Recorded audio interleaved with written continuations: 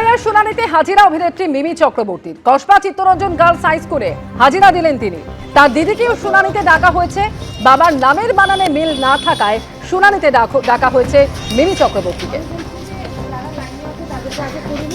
ছবি আপনারা দেখতে পাচ্ছেন। এসআইআর শুনানিতে আজকে হাজিরা দিলেন অভিনেত্রী মিমি চক্রবর্তী।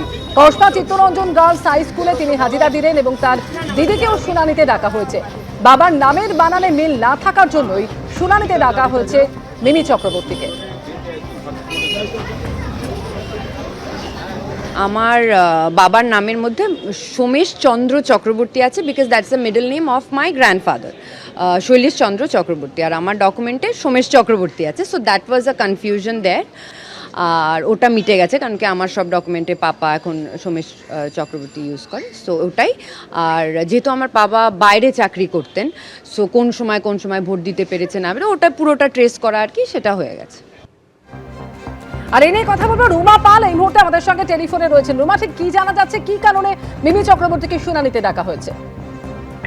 দেখো, মিমি নিজেই বলেছেন যে উনি কসবা চিত্তরঞ্জন গার্লস হাই স্কুলে তার শুনানি ডাক করেছিল এবং সেক্ষেত্রে তার বাবার নাম যেহেতু সোমেশচন্দ্র চক্রবর্তী ছিল, কিন্তু বেশ কিছু ডকুমেন্টসে যেহেতু সোমেশচন্দ্র রয়েছে সেই জন্য তিনি সোমেশ চক্রবর্তী লিখেছিলেন।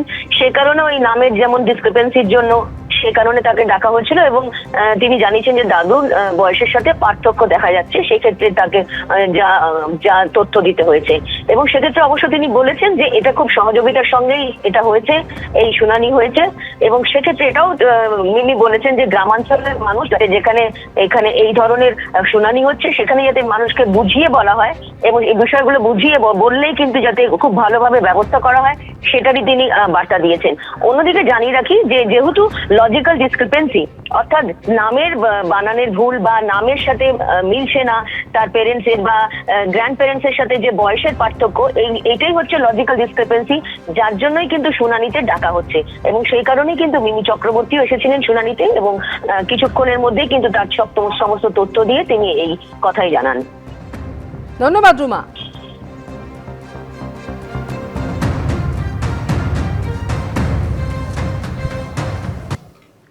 কল্পিতে তৃণমূলের বুথ সভাপতির গাড়িতে বিস্ফোরণ। তৃণমূলের বুথ সভাপতি কুতুবুদ্দিন পাইক তার গাড়িতে বিস্ফোরণ হয়, ক্ষতিগ্রস্ত হয়েছে তৃণমূল নেতার গাড়ি।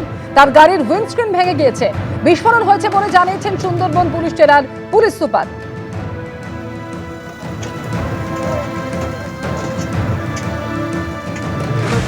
ছবি দেখতে পাচ্ছেন, এই হচ্ছে তৃণমূল বুথ সভাপতি কুতুবুদ্দিন পাইক তার গাড়ি, আর এই গাড়িতেই বিস্ফোরণ হয়।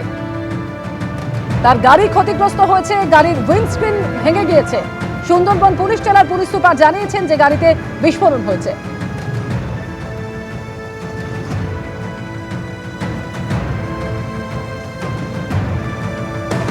রাত 1টার সময় ব্যাপক একটা বোমার আওয়াজ হয়। আমি এসে দেখলাম যে আমার ঘরের কিচ্ছু নেই, প্লাস আমার গাড়ি তছনছ হয়ে গিয়েছে। এর আগে একবার আমার বাড়িতে বোমাবাজি করেছিল। তারা তো বিরোধী দল করে, আইএসএফ, কংগ্রেস। মূল কারণ হচ্ছে ওখানে 2-3টে গ্রুপ আছে, সেই গ্রুপের মধ্যে কাটমানি, চুরি, তোলাবাজি এইগুলো করতে গিয়ে ওদের নিজেদের গোষ্ঠীদ্বন্দ্বের ফলে এই ঘটনাটা ঘটেছে। তো ঘটনাতে ওখানে তো ফরেনসিক টিম যাওয়ার কথা, এভিডেন্স লোপাট করার চেষ্টা করেছিল। আইএসএফ এর সঙ্গে কোনো রকম জড়িত নয়। লালবাজারে গিয়ে দায়িত্ব নিলেন নতুন পুলিশ কমিশনার সুপ্রতিম সরকার। বেলা 12:30 নাগাদ লালবাজারে পৌঁছন তিনি। পরবর্তী কমিশনার মনোজ বার্মার হাত থেকে দায়িত্বভার গ্রহণ করলেন।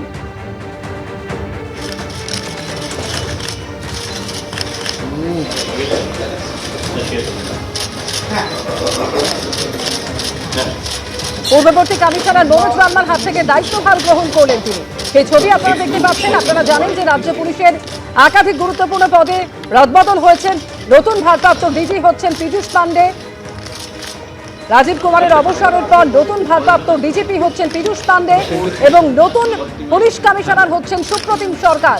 আজ বেলা 12:30 নাগাদ লালবাজারে যান তিনি এবং সেখানে পূর্ববর্তী কমিশনার মনোজ বার্মার হাত থেকে দায়িত্বভার গ্রহণ করলেন।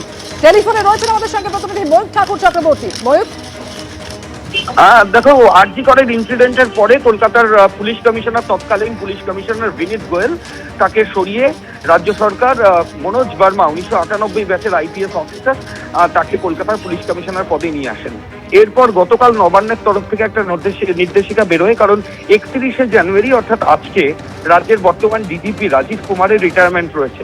ফলত খুব প্রত্যাশিত ছিল যে গত পরশুদিন রাজীব কুমারের ফেয়ারওয়েল হয়ে গেছে, আজকে নতুন ডিজির নাম গতকাল অ্যানাউন্সমেন্ট হবে। কিন্তু নতুন ডিজির সঙ্গে সঙ্গে নবান্নের তরফ থেকে কলকাতার পুলিশ কমিশনারও কিন্তু চেঞ্জ করা হলো। নবান্নের তরফ থেকে বলা হচ্ছে এটা একদমই রুটিন বদলি এবং সেইভাবেই চেঞ্জ।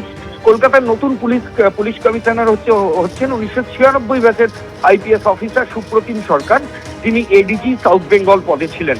এর আগেও কলকাতা পুলিশে গুরুত্বপূর্ণ পদ সামলেছেন সুপ্রতিম সরকার। কলকাতা পুলিশের জয়েন্ট সিপি ট্রাফিক, কলকাতা পুলিশের জয়েন্ট সিপি হেডকোয়ার্টার, কলকাতা পুলিশের ডিসি সাউথের মতো গুরুত্বপূর্ণ পদে তিনি দীর্ঘদিন ছিলেন এবং এই কলকাতার পুলিশ কমিশনার পদে আসার আগে তিনি রাজ্য পুলিশের অত্যন্ত গুরুত্বপূর্ণ পদ এডিজি সাউথ বেঙ্গল অর্থাৎ দক্ষিণবঙ্গে তিনি এডিজি সেই পদে ছিলেন। তারপরই গতকাল নবান্নের তরফ থেকে নির্দেশিকা বেরোয় এবং সেই নির্দেশিকাতে দেখা যায় যে সুপ্রতিম সরকারকে কলকাতার নতুন পুলিশ কমিশনার করা হলো এবং মনোজ ভার্মা, যিনি এতদিন কলকাতার পুলিশ কমিশনার ছিলেন, তাকে ডিরেক্টর সিকিউরিটি করা হয়েছে, অর্থাৎ মুখ্যমন্ত্রী সহ ভিভিআইপিতে নিরাপত্তার যে বলয় থাকে তার ডিরেক্টর পদে মনোজ ভার্মাকে পাঠানো হয়েছে। যে পদে পীযূষ পান্ডে ছিলেন, যাকে ডিজি করা হয়েছে, ভারপ্রাপ্ত ডিজি হলেন পীযূষ পান্ডে। সুপ্রতিম সরকার তিনি মনোজ ভার্মার জায়গায় এলেন নতুন পুলিশ কমিশনার। আজকে বেলা 12:30টার সময় কলকাতার নতুন পুলিশ কমিশনার তিনি পুষ্পস্তবক আগের যিনি ছিলেন তাদের সঙ্গে এক্সচেঞ্জ হলো এবং তারপর চার্জ হ্যান্ডওভার, লালবাজারের যেটা চিরাচরিত প্রথা, এবং তারপর লালবাজারের যারা সিনিয়র আইপিএস অফিসার তারা এর আগে যিনি পুলিশ কমিশনার ছিলেন তাকে তার গাড়িতে উঠিয়ে দিলেন এবং তারপর নতুন দায়িত্বভার নিলেন কলকাতার বর্তমান পুলিশ কমিশনার সুপ্রতিম সরকার। ধন্যবাদ ময়ূর। কলকাতার নতুন পুলিশ কমিশনার হলেন সুপ্রতিম সরকার এবং আপনারা জানেন যে রাজ্য পুলিশের নতুন ভারপ্রাপ্ত ডিজি হয়েছেন পীযূষ পান্ডে। অন্যদিকে কলকাতা নতুন পুলিশ কমিশনার হলেন সুপ্রতিম সরকার। এর আগে এডিজি দক্ষিণবঙ্গ ছিলেন ও এডিজি দক্ষিণবঙ্গ থেকে কলকাতার নতুন সিপি হলেন সুপ্রতিম সরকার। রাজ্যের নতুন এডিজি আইন শৃঙ্খলা হলেন বিনীত গোয়েল। এছাড়াও এডিজি এসটিএফ থেকে এডিজি আইন শৃঙ্খলা হলেন বিনীত গোয়েল। রাজ্যের নতুন এডিজি এসটিএফ হলেন জাভেদ শামীম। এডিজি আইন শৃঙ্খলা থেকে এডিজি এসটিএফ হলেন জাভেদ শামীম। এছাড়াও একাধিক পরিবর্তন হয়েছে। দমকলের নতুন ডিজি হলেন অনুজ শর্মা।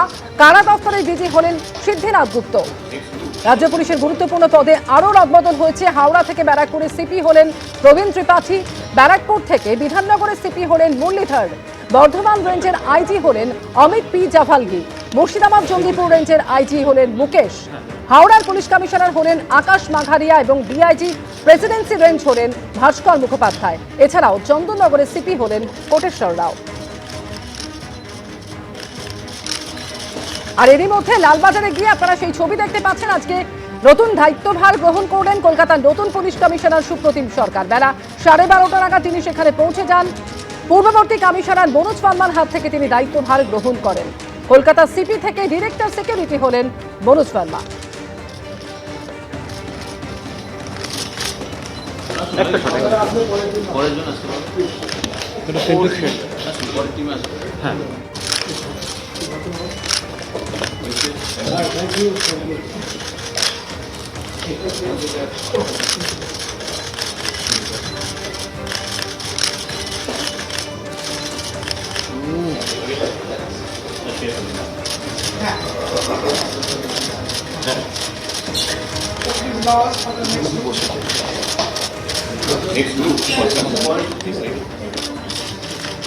এবিপি আনন্দ এগিয়ে থাকে, এগিয়ে রাখে।